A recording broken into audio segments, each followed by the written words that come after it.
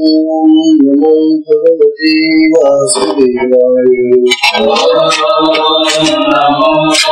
भगवते वासुदेवाय। नमो भगवते वासुदेवाय। नमो भगवते वासुदेवाय। नमो भगवते वासुदेवाय। श्री सद्गुरु महाराज की जय। अवधूत चिंतन श्री गुरुदेव दत्त। परम पूज्य श्री सद्गुरु स्वामी शिवानंद महाराज की जय। ओम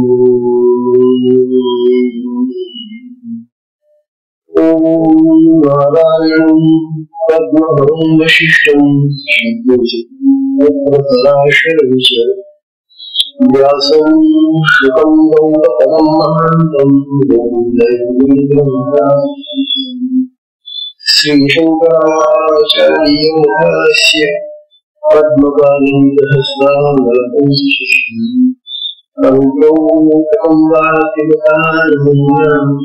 अस्मद्गुरुं संततमानतोषि श्रुति पुराणानामालयं करुणालयं नमामि भगवत्पादं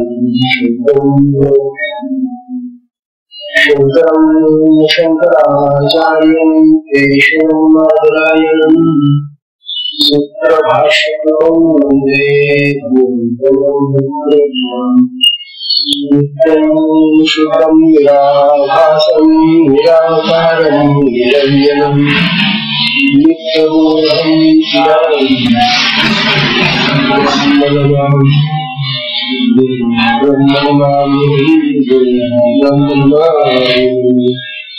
ईश्वरो गुरुरात्मेति मूर्तिभेदविभागे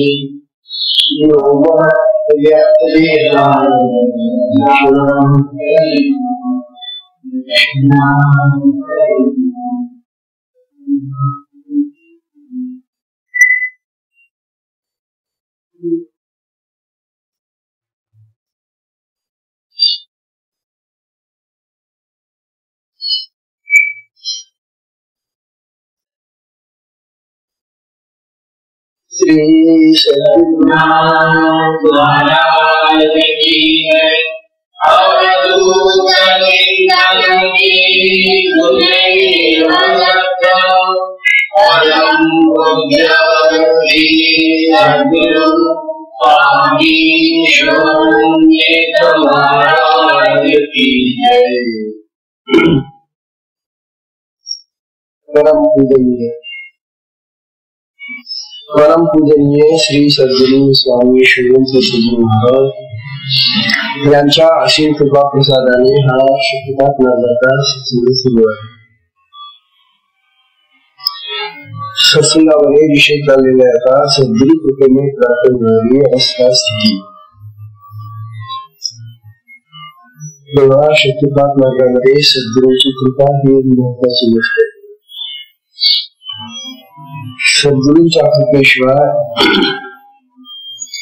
या मार्गाचा प्रारंभच होत नाही। जेव्हा सद्गुरू प्राप्त झाले तरच या मार्गाची दीक्षा प्राप्त होते आणि दीक्षा प्राप्त झाल्यानंतर मग ही साधना सुरू होते। असा हा जो प्रारंभ आहे सद्गुरूच्या कृपेने हा ज्या महात्म्यांना ज्यांना भाग्यवानांना लाभला त्या भाग्यवान साधकांनी पुढे आपली उन्नती कशी करावी याचे दिग्दर्शन आता आपल्याला आपल्याच मार्गामध्ये जे महान सत्पुरुष आले त्यांच्यावरून आपल्याला अंदाज घेता येईल। काल आपण पाहिलं की हा विषय जो आहे शक्तिपाठाचा हा अति प्राचीन आहे, कारण वेदांमध्ये सुद्धा याचा उल्लेख सापडतो। थेट अगदी भगवान शिवानी ब्रह्मदेवाला दीक्षा दिली आणि पुढे ब्रह्मदेवाने आपल्या मानसपुत्रांना ही दीक्षा दिली.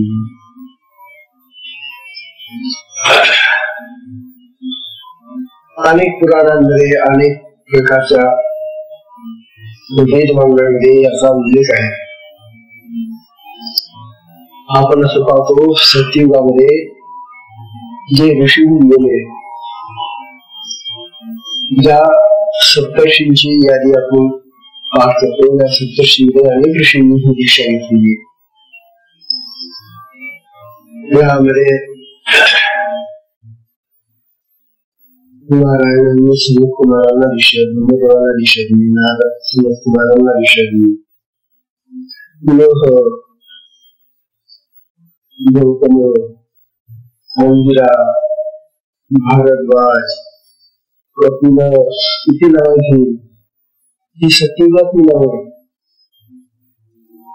म्हणजे सत्ययुगामध्ये सुद्धा ही दीक्षा कशी दिली जाते. त्यानंतर रामचंद्रांना विशिष्ट ऋषींनी दीक्षा दिली. हा भाग आपण पाहिला. त्यानंतर बालध्रुवाला भगवान विष्णूंनी शंखाचा स्पर्श दिला.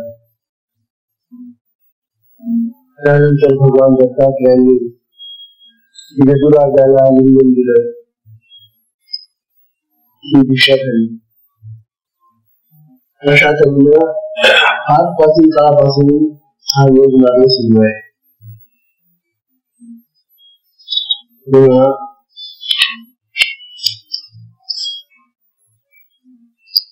योग मार्ग हा शतकात योग मार्ग जो आहे तो प्राचीन काळापासून चालत आलेला आहे. आज आपल्याला त्याच्या पुढे जाऊन भगवान श्रीकृष्णांनी अर्जुनालाही आलिंगन दिलेले योग करायला याचा उल्लेख आलेला आहे. ज्ञानेश्वरांनी तर खास निवेदन केलेले आहे. अर्जुनाला पुस्तक ज्ञानाच्या गोष्टी भगवंतांनी त्या युद्धाच्या प्रसंगी सांगितल्या. वेळ नव्हता, तपशीलवार ज्ञानाचा उपदेश करायला भगवंताला वेळच नव्हता. म्हणून शेवटी भगवंतांनी त्या अर्जुनाला प्रत्यक्ष अनुभव देण्यासाठी आलिंगन दिले आणि त्या आलिंगनाने अर्जुनाला शक्तिपात झाला, स्पर्श दीक्षा. या स्पर्श दीक्षेचं वर्णन भगवान बुद्धांनी गीतेमध्ये केलेलं आहे आणि गौरवांनी फार सुंदर त्याचं वर्णन केले आहे. गौरवांनी केलेलं वर्णन बघा. मग काय केलं भगवंतांनी आपला सावळा असं कमी करून बापू पसरवून दक्षिण आलिंगला स्वशरणू भक्त राजूको सांगितलं. भगवंतांनी आपला जो सावळा रंगाचा हात आहे, भगवंताचा शरीराचा रंगच म्हणजे सावळा होता, निळा होता, वेगळाच रंग होता भगवंताचा, कृष्णाचा. तशी माणसा पाहायलाच मिळत नाही. गोरे पुष्कळ मिळतात पाहायला मिळतात, काळे कपडे पुष्कळ पाहायला मिळतात, पिवळे पाहायला मिळतात, तांबडे पाहायला मिळतात, परंतु निळा मनुष्य पाहायला मिळतो. मला पाहायला मिळाला असेल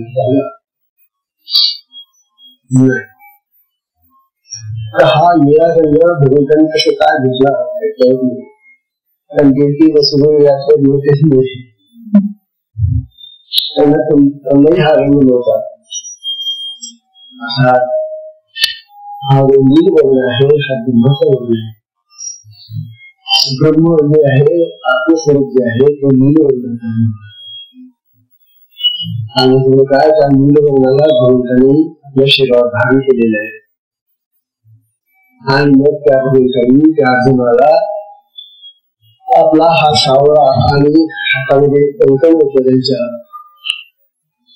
त्या कंकण घातलेल्या सावळ्या हाताने उजव्या हाताने दक्षिण हात दिले, असं बोललं. हे रे इकडे जवळ आणि जवळ बोलून बोलून त्यांनी त्याला मिठी मारली आणि आलिंगला स्वशरण.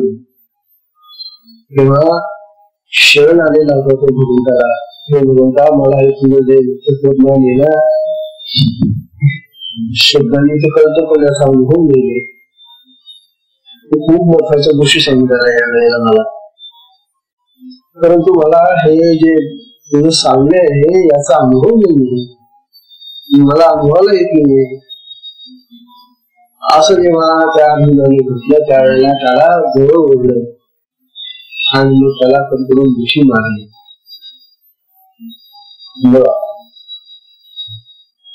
मला स्वशरणू भक्त राजू त्या भक्ताला शरण आलेल्या अंगाला भगवंताने आलिंगन दिलं.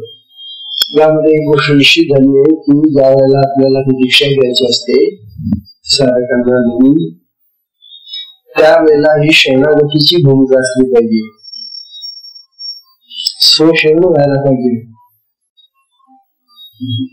भक्ती वाढली पाहिजे त्यावेळेला. पण आपण पाहतो जे साधक म्हणून दीक्षा घेतात त्याने अशी काहीच कल्पना नसते. ते येऊन बसतात म्हणजे ठोकळा करून बसले, त्यांना ती शरणागतीची भावना, भक्तिभाव, गुरुभाव खूप नसल्यामुळे शक्तीचं जेवढं संक्रमण त्याच्यामध्ये व्हायला पाहिजे, शक्ती जाणार त्याच्यामध्ये. म्हणून नवीन साधकाला हा स्वशरण शरणागताचा भाव आला.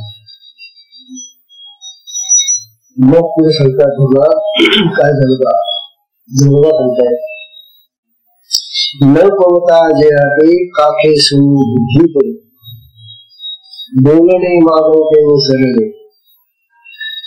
मग त्या भगवंताचं जे बोलणं होत ते त्याच्या अंतःकरणामध्ये काही अनुभव येत नव्हतं. ते बोलणं मागं वसरलं आणि आता उत्कृष्ट आनंदाने भगवान आपली शक्ती त्याच्यामध्ये देत आहे.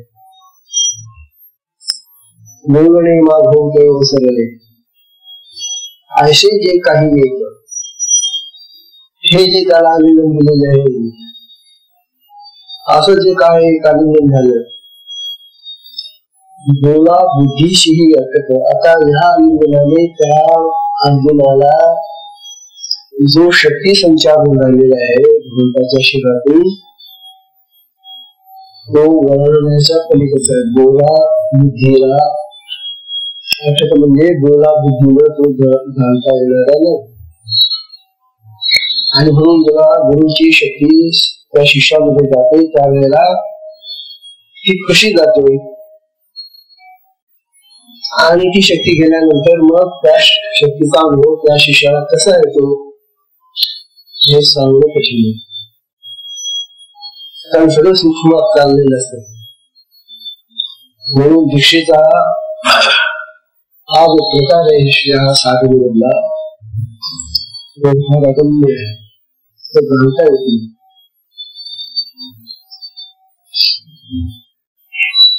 म्हणून म्हणताय ऐसे जे काही एक बोला बुद्धीशीही अटक ते ज्यावेळेला विषय ठेवायचे शिवले आहे. भगवंताला असं काहीतरी द्यायचं होतं त्याला जे बोलणं आणि वर्णन करण्याच्या पलीकडे असतं, असं त्याच्यामध्ये टाकायचं होतं. म्हणून हे आलिंगनाचं निमित्त झालं. नाहीतरी त्यावेळेला दुसरी काय करता आलं असतं भगवंताला. शेवाचे केले भगवंतांनी त्याला कटून दुसरी मारल्याबरोबर हृदया हृदय एक झाले. त्या अर्जुनाचं हृदय भगवंताच्या हृदयाला भेटलं. आलिंगनाने ये हृदयीचे ते हृदयी घातले. भगवंतांनी काय केलं, आपल्या हृदयामध्ये जे चैतन्य होत, जी शक्ती होती, ती शक्ती त्या अर्जुनाच्या हृदयात घातली. त्याच्यामध्ये होतीच ती, परंतु ही जागृत शक्ती भगवंताची चैतन्य शक्ती, ही जागृत चैतन्य शक्ती त्या अर्जुनाच्या हृदयामध्ये घातली. हे हृदयीचे ते हृदयी घातले, द्वैत नमोदता केले आपण ते पार्थी. आणि भगवंताने काय केले मग, अर्जुन आणि श्रीकृष्ण भगवान यांच्यामध्ये जे द्वैत आहे, दोन देह आहे, हा द्वैताचा भाव न मोडता द्वैत कायम ठेवून त्या अर्जुनाला आपल्यासारखे बनवून टाकले. म्हणजे गुरु जेव्हा दीक्षा देतात साधकाला, तेव्हा त्या साधकाला ते गुरु समान बनवतात. फक्त त्या योग्यतेचा तो साधक असला पाहिजे, त्याला ते लक्षात व्हायला पाहिजे. म्हणून ही जी दीक्षा आहे, ही दीक्षा देणारे जे सद्गुरू असतात त्यांच्या समानच त्या शिष्यालाही ते बनवून शिकतात. कारण ही जागृत शक्ती त्याच्यामध्ये गेली, त्याच्यामध्ये तर पूर्ण शक्ती आहेच, पण त्याची शक्ती जागृत होऊन कार्य करायला लागते. हृदया हृदय झाले हे हृदयीचे ते हृदयी घातले, द्वैत नमोदता केले आपण ते पाहू. द्वैत काय ठेवलं, अर्जुन आणि कृष्ण भगवान यांचे देह तर दोन आहेत, द्वैत आहे, परंतु भगवंतांनी आपल्या सारखं केलं अर्जुनाला. म्हणजे त्याला ते ईश्वरत्व दिलं, ते देवत्व दिलं, हे चैतन्य दिलं, ती चैतन्य शक्ती दिली. मग काय झालं त्याला, जसं जेव्हा भगवंतांनी त्याला आपल्यासारखं केलं, त्यावेळेला काय तसं म्हणून होत. तेव्हा सुखाचा मुलगा गुरु आला तो धनंजय. अहो त्या धनंजयाला म्हणजे त्या अर्जुनाला सुखाचा पूरक आला.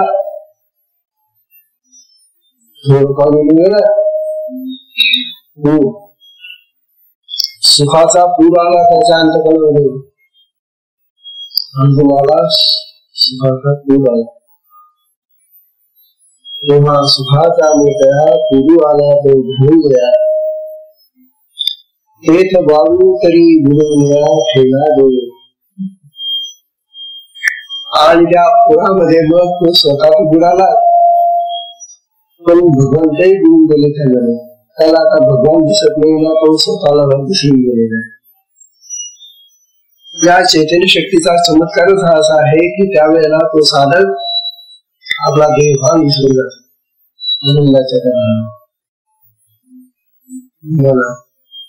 बाबू तरी गुरुनिया केला देवो. तेव्हा तो भगवान श्रीकृष्ण त्या पुरामध्ये बोलून गेला आनंदाच्या, पण दोघांना आनंद झालेला आहे. हे कशाप्रमाणे झालं म्हणजे धनवा म्हणून करतात, सिंधू सिंधू ते पाहून जाए, ते पाहुणे ठाके गुन्हा होय. समजा एका समुद्राचं पाणी दुसऱ्या समुद्राला भेटायला गेलं तर त्या ठिकाणी काय होईल, दोन समुद्र लागतात. माहिती आहे आपल्या भारतामध्ये जी स्थिती आहे, कन्याकुमारीच्या जवळ तुम्ही जर गेला तर एका बाजूने अरबी समुद्र आणि एका बाजूने बंगालचा उपसागर येते, समुद्रच आहे दोन्ही. आणि ते दोन्ही त्या कन्याकुमारीच्या कोपऱ्यावर दोघं एकमेकांना मिळतात. मग काय होत असेल तिथं, तर म्हणाले दुप्पट पाणी होत. समुद्र पाणी आल्यानंतर समुद्रात दोन्ही मिळाला खूप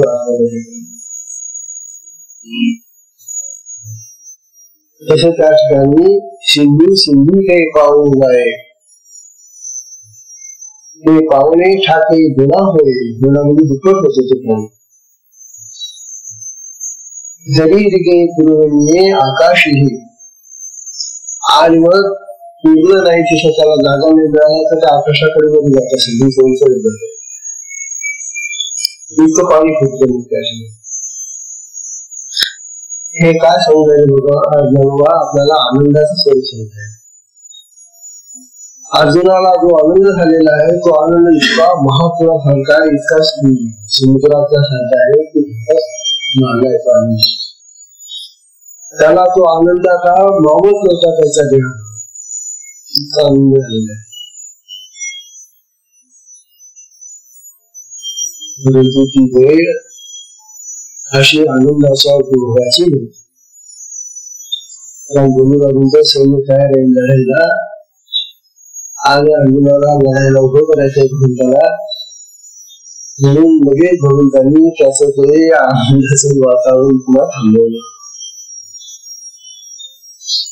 निग्रह अनुग्रह या दोन शक्ती गुरुवर असतात.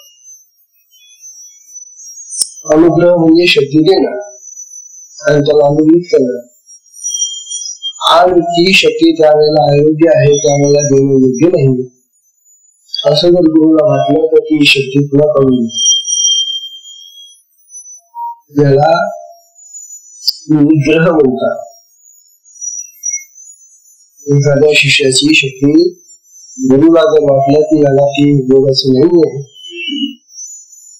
तर ती शक्ती पुन्हा ते काढू शकतात, निग्रह करू शकतात. आणि असा निग्रह तुम्हाला माहितीये, नारायण कृष्णदेव महाराज गंगाधर श्री महाराजांनी त्यांना दीक्षा दिल्यानंतर ते संन्यास मागत होते. जेव्हा संन्यास दिला नाही ते म्हणाले, अरे तुझे तर घरामध्ये सगळे लोक आहेत, तू काय सांगतोय, खोटं बोलला होता, तुम्हाला कोणीच नाही मिळेल, संन्यास द्या.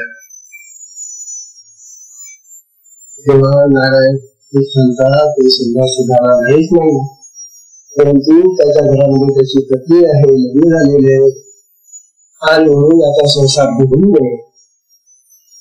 हा या मार्गाला लागल्यानंतर मी संसारामध्ये याचं चित्र आणलं नाही.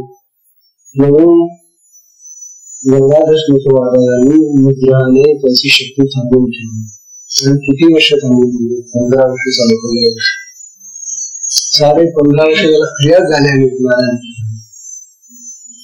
आणि मग पुढे सांगितलं होतं की मग एक दिवशी ती शक्ती पुन्हा जागी होईल आणि मग तेव्हा सगळं प्राप्त होईल, तो काळ आला पाहिजे.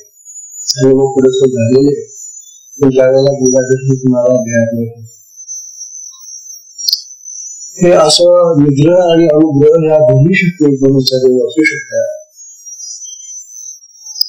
तेव्हा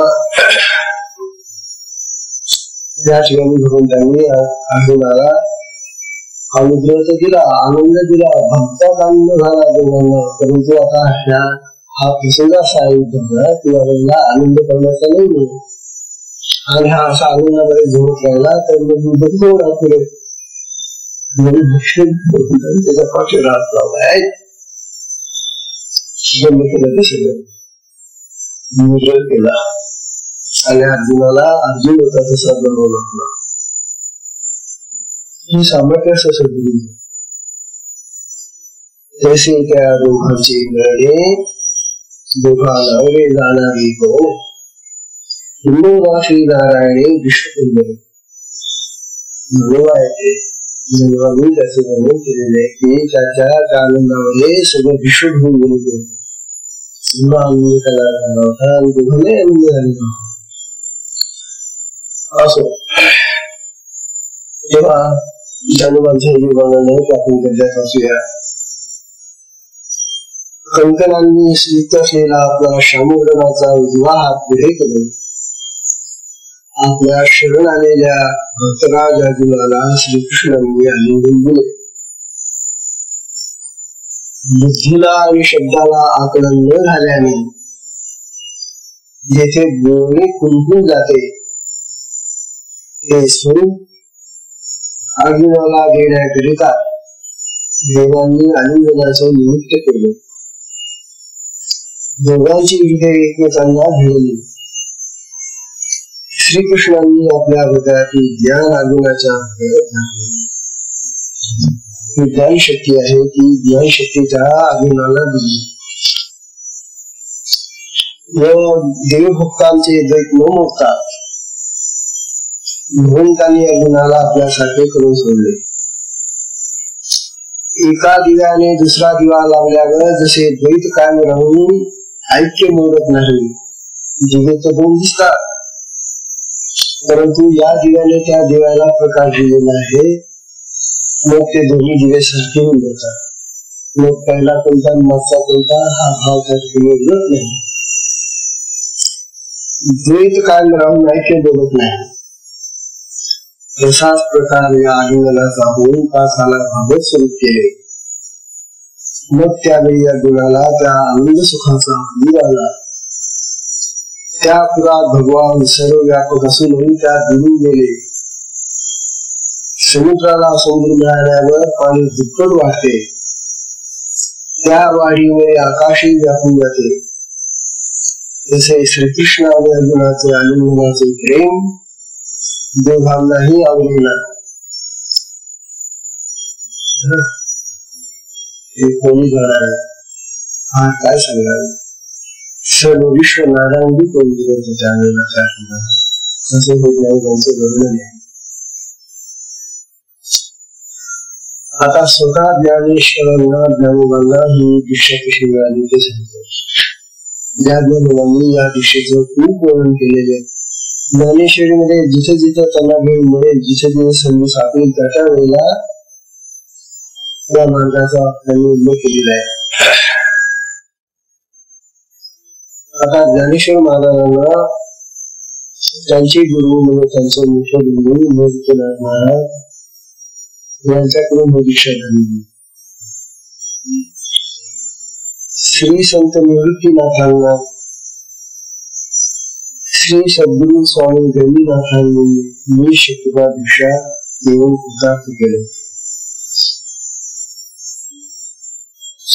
हा प्रसंग फार मोठा चित्र होता.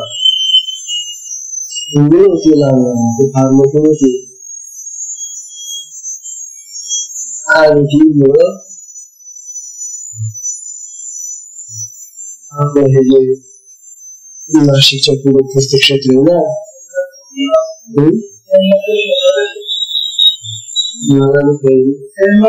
त्र्यंबकेश्वर, तर त्या त्र्यंबकेश्वराला मुलं सगळे निवृत्तीला ज्ञानोबा सुखांता आणि त्यांना काय वाटलं त्याला वाटलं मला आळंदी पासून ते पायी चालत गेले. त्या काळामध्ये काही गाड्या होत्या, काही वाहने होती त्यांच्याकडे, काहीच नव्हतं. तेव्हा ही पोरं पायी चालत गेले त्र्यंबकेश्वराला. तिथं त्र्यंबकेश्वराचं दर्शन घेतल्यानंतर गोदावरीचा उगम आहे, त्या उगमावर यांना जायचं होतं. म्हणजे सांगितलं की या गोदावरी नदीचं उगमस्थान आहे. म्हणून ही पोरं चारी पोरं चढली बंगाला. आता दुरुस्त झालेला आहे. चढत चढत चढत चढत तिथे जाऊन पोहोचली गोदावरीच्या उगमावर. त्या उगमामध्ये या पोरांनी केली आणि काय बसली. तेवढ्यात वाघाची डरकाळी ऐकायला आली. वाघाची डरकाळी आल्याबरोबर घ्यायली मुक्ताबाई सगळे लहानच होते, होते. एकदम ते घाबरले की वाघ होते त्यावेळेला वाघ होते सगळं. आता काय करायचं म्हणून कुठे लपले, तिथे गुहा होती. ती गुहा दिसली. त्या गुहेमध्ये शिरले हे पोरं.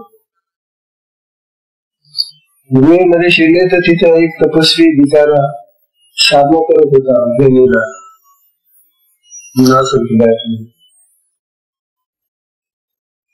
हे गणीनाथ महाराज त्या ठिकाणी ध्यानाला बसलेले होते. ही पोरं जेव्हा काय आले तिथे शिरली तेव्हा त्यांची ही ध्यानावस्था भगवत पावले आणि त्यांनी बरोबर पाहिलं तर पोरं शिरलेले. बसवलं त्याला या पुष्कळाने जवळ बसवलं आणि जयनाथांनी या निवृत्तीनाथाला मूर्तीला जवळ गेले बघा आणि त्यांच्या डोक्यावर हात ठेवला गेला.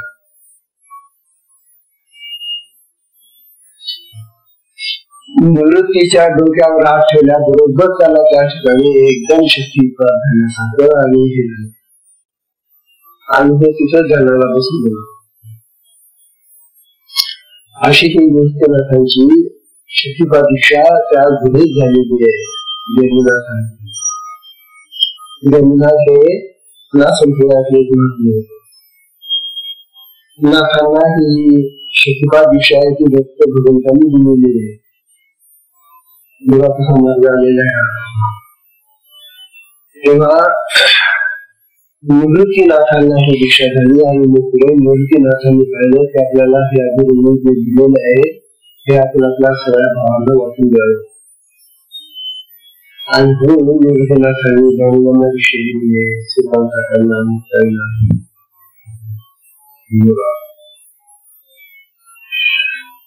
संत निवृत्तीनाथांना श्री सद्गुरु स्वामी गणनाथांनी शक्तिपाद दीक्षा दिली.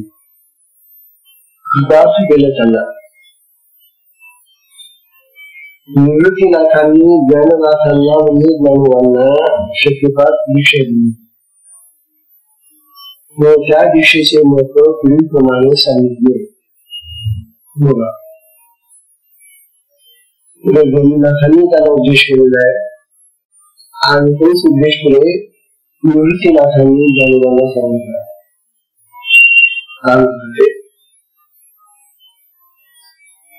महेशे श्रेयशी निजकुल दाखविली. महेशे श्रेयशी निजकुल दाखविली होसे लाभविली कमलासना. हा उपदेश भगवान शंकरांनी माता पार्वतीला दिली. पार्वती सुद्धा शक्तिपाद दीक्षा मागत होती भगवंतांना. म्हणत होती ना मुलगी तुम्हाला सुद्धा आलेली आहे हे भगवंता मला ती दीक्षा द्या असं या मातेनं पार्वती मातेनं भगवान शंकराजवळ प्रार्थना केलेली.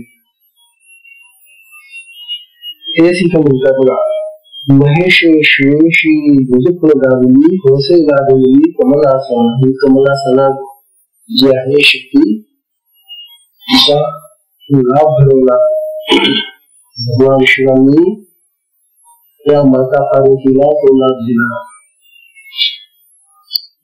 कोणाला सांगितलं हे निवृत्तीनाथ मला ज्ञानोबांना सांगितलं दीक्षेच्या वेळेला बरं. अरे ज्ञानोबा ही दीक्षा भगवान शंकरांनी माता पार्वतीला दिली होती आणि त्यावेळेला जो उपदेश केला होता ना तो असा आहे सनकाधिकार तृप्त सुखाशी झाले. सांगितलं की हीच दीक्षा पुढे सनकाधिक ऋषींनाही प्राप्त झाली आणि ते फार सुखी झाले. निधी आनंदने युगायुगी आणि अनेक युगायुगांमध्ये ही दीक्षा चालत आल्याने त्या योगी लोकांना महान आनंद झालेला आनंद प्राप्ती झाली होती. पण आनंदाचा मार्ग हा हो इतका आनंदाचा मार्ग असूनही लोक का साधना करत नाही का ही दीक्षा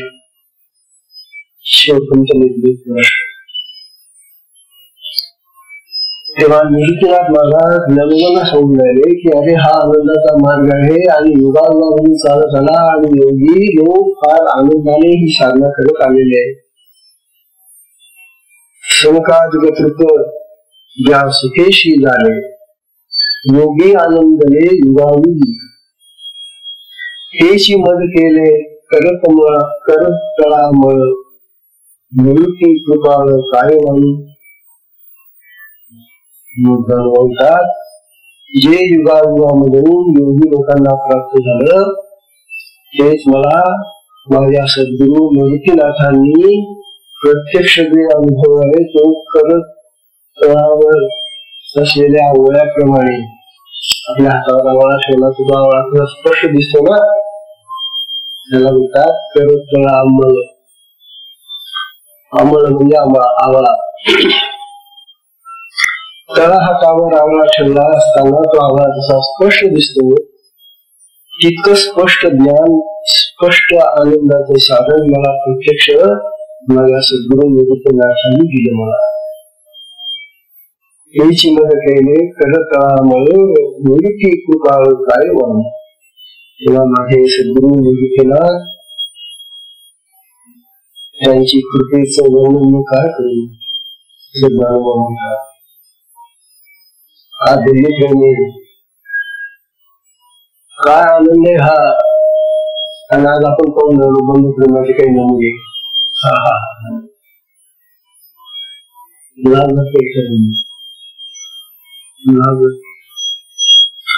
मुख्य म्हणजे आपल्या साधकांमध्ये सुद्धा असं प्रेम नाही राहिलेलं. साधक आहे पण एवढ्या गोष्टीसाठी एकमेकांचे शत्रू झालेले होतातच. ते काय बांधले मग त्यांच्या शेताचे काही बांधले.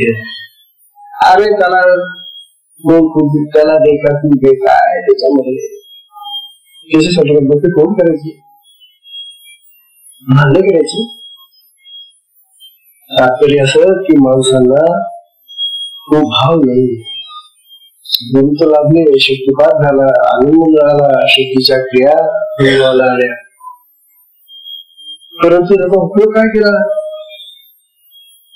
बंधू प्रेम कुठे गेला.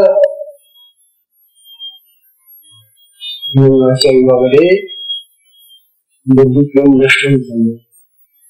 आणि जिथे बंधूचा गोळा होतो तिचा तो दुसऱ्याचा म्हणतो. किती निर्दय होत चाललेलो. अशा प्रकारे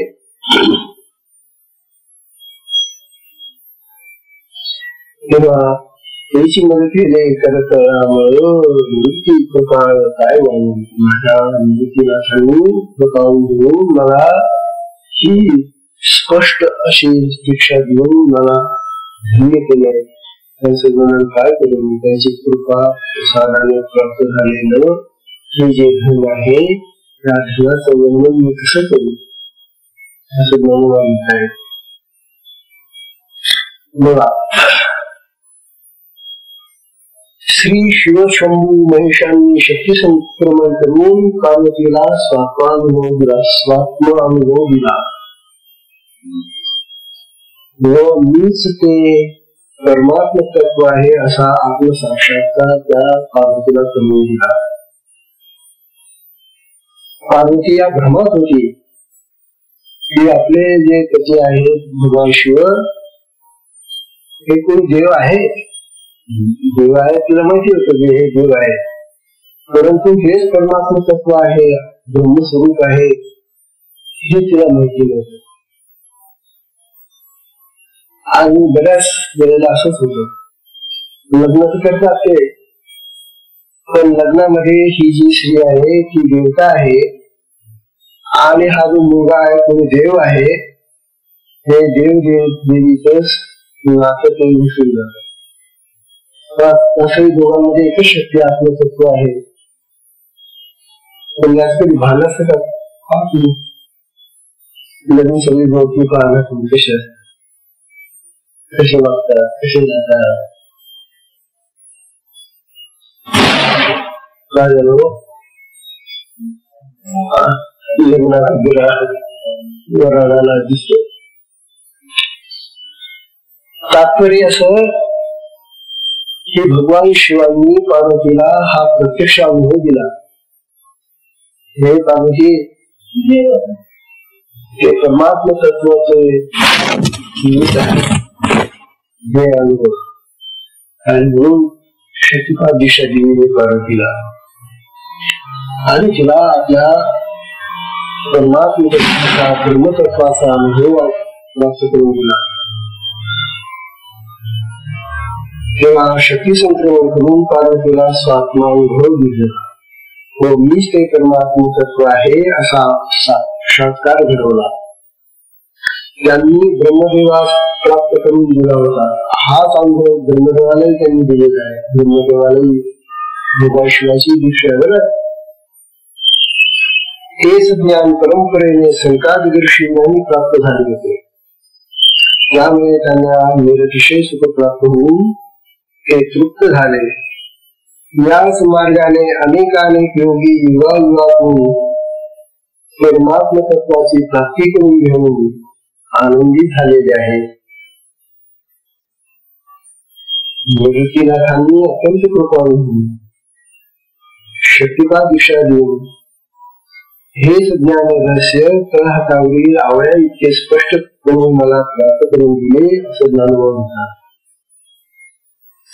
यांची माहिती मी काय वर्णन केली असे संत श्री ज्ञानेश्वर महाराज म्हणतात. हे ज्ञान सिद्ध योग मार्गाच्या परंपरेने आपल्याकडे कसे आले ते श्री संत ज्ञानेश्वर महाराज सांगून गेले. आता ज्ञानोबा स्वतः सांगून राहिले की मला हे परंपरेनं हे सिद्ध योगाचं ज्ञान मला कसं प्राप्त झालं. तेव्हा ज्ञानोबा महान शक्ती संपन्न कसे झाले ते बघा. तेव्हा ज्ञानोबांनी हा सुंदर वर्णन केले. हो बघा, आदिनाथे बीज सांगितले कानी, आदिनाथे बीज सांगितले कानी, सोहम हे शिराणी कैवल्याची.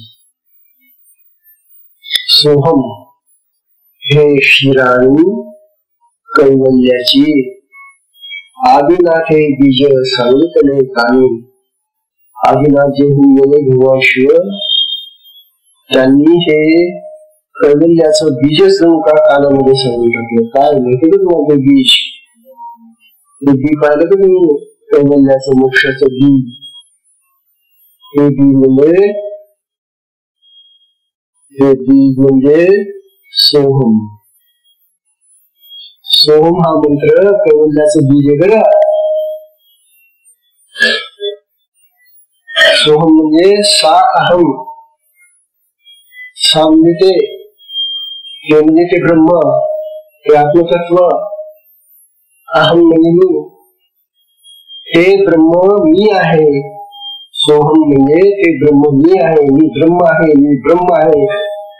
हे बीज आहे बरं, हे बीज आहे, मोक्षाचं बीज आहे. जेव्हा मोक्षाचे बीज असलेला हा सोहम मंत्र कानामध्ये सांगितला आदिनाथांनी. आणि मग पुढे नचेंद्र गोरक्ष पावले या सुखा. हे सगळा नाथ परंपरेमध्ये हा शक्तिपात आला. आदिनाथांनी हा सांगितला आणि नचेंद्रांना सांगितला, गोरक्षांना मिळाला आणि तेही सुखी झाले.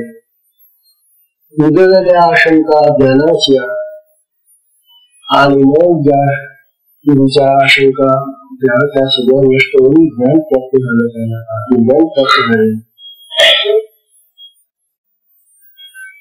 मग तेच स्वरूप आम्हाला जाणवतात. निवृत्तीने गुज स्वतंत्र होतील.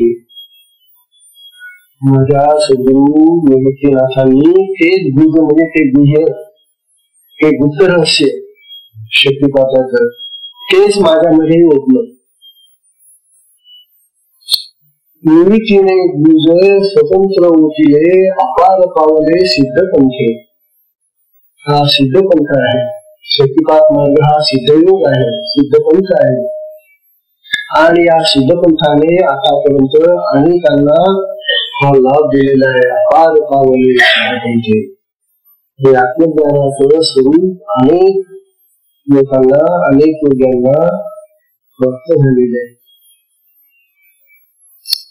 सोहम या मंत्राचा वेदाचा गंभर, सोहम या मंत्राचा वेदाचा गंभर म्हणे ज्ञानेश्वर राजयोगी.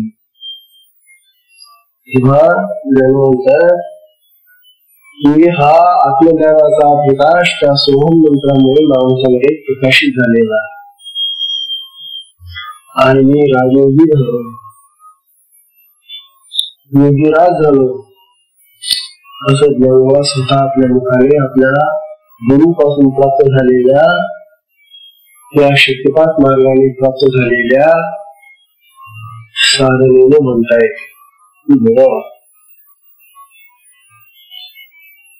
हे जे चार छोटे छोटे रचना आहेत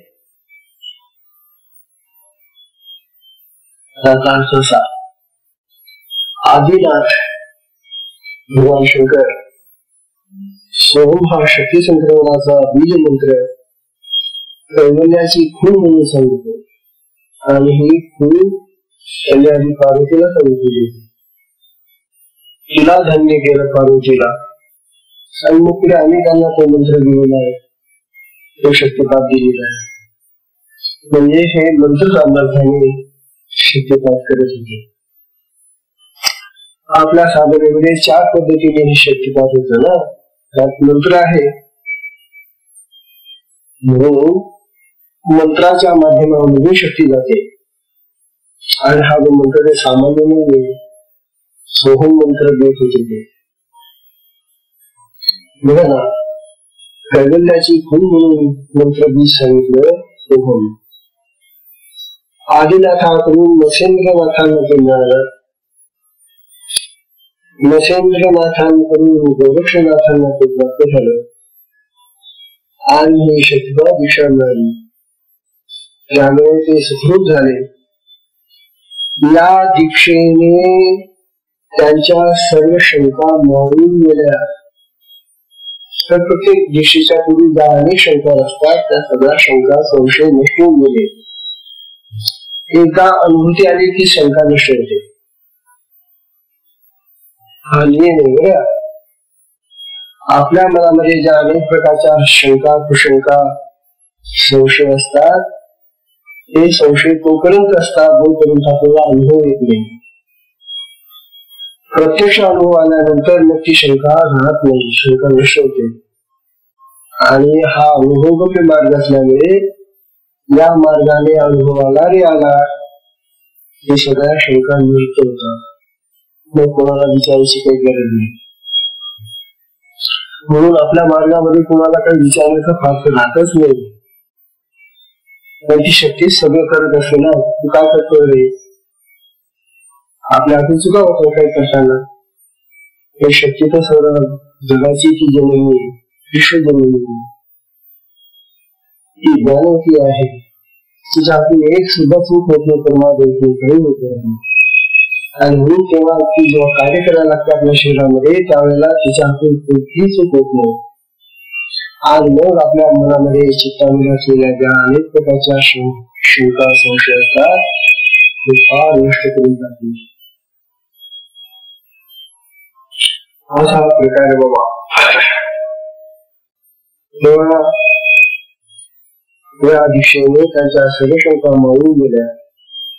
आत्मज्ञानाचा प्रकाश उत्पन्न झाला. निवृत्तीनाथांनी माझ्यावर कृपा केली. हे परंपरा प्राप्त शक्तिपात रहस्य मला स्वतंत्रपणे सांगून कृतार्थ केले असं ज्ञानवा म्हणतात.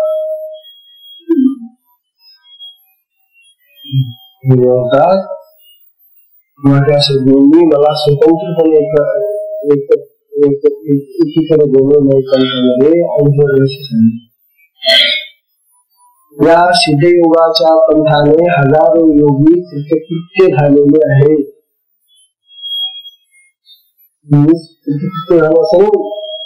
यापूर्वीही युगायुगामधून अनेक महात्मे या साधनेने कृतकृत्य झाले. श्री संत ज्ञानेश्वर महाराज म्हणतात सोहम हा मंत्र संपूर्ण वेदाचे हृदय आहे आणि मी यामुळेच राजयोगी झालो आहे. त्या सोहम मंत्रानेच मला राजवैभव युगातलं राजवैभव मिळाला. ज्ञानोबांना हा शक्तिपात आपल्या गुरुकडून कसा झाला, कोणता मंत्र मिळाला, कोणत्या मंत्राने त्यांना वैभव प्राप्त झालं ते स्वतः त्यांच्याच मुखातून अनुभव ठेवलेले. आणखी काय पाहिजे. सारख्या महान सद्गुरूंना जे आपल्याला वारंवार मदत करत आहे, ते बसले विचारे सुरुवात, परंतु ते जे कार्य करून गेले त्या कार्याने अनेकांना उपकार झाले. अशा तऱ्हेने आपल्या सगळ्या संत मंडळीमध्ये आता हा शक्तिपात कसा उतरला, ही शक्तिपात योगाची दीक्षा कशी गेली, हे आता उद्यापासून आपण पाहू. आपल्या सगळ्या संत मंडळींना शक्तिपात विषय झाले लक्षात ठेवा. आणि हे कोणी कोणाला सांगत नाही, त्या बाबतीत फार अज्ञान आहे यांचं. हे जे अन्य मार्ग आहे त्या मार्गामध्ये वास्तविक ते त्याला मान्यता देत नाही. कसं देऊ ना, जे खरं मूळ जे आहे ते सांगावं लागेल ना. तेव्हा उद्यापासून आपण अन्य आपले जे संत म्हणले त्यांना कोणी कशा पद्धतीने दीक्षा दिली आणि कशा अनुभव आले ते त्यांच्याच अभंगामध्ये लिहिलेले. आता आपण काय करणार, उद्यापासून आपण त्या अन्य सत्पुरुषांच्या दीक्षेचा विचार करूया. ही सगळ्याची वेळ सुटलेली आहे म्हणून सगळ्याला विश्राम घेऊया. हा महत्वाचा विषय हा हरिओम.